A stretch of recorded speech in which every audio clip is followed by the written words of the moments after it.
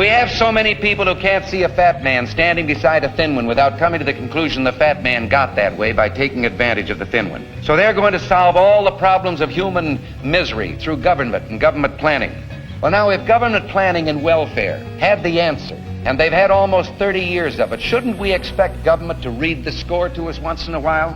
Shouldn't they be telling us about the decline each year in the number of people needing help, the reduction in the need for public housing? But the reverse is true. Each year the need grows greater, the program grows greater. Raise your hand if you're married. None of you are married. Raise your hand if you would like to be married to your baby's father. One. The rest of you who don't plan to get married, why don't you plan to get married? I'd like to know that.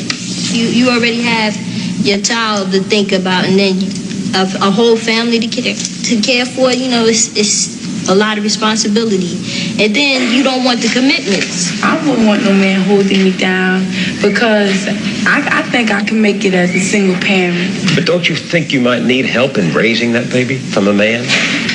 Not really. I didn't have a father. My father wasn't in the home, so, you know, it really, male figures are not substantially important in the family. 78% of black husbands were in their homes, married to the mother of their children, when they started the social engineering of the welfare state. Fast forward 50 years, 78% of black children are being raised in single-headed households. This is destruction personified.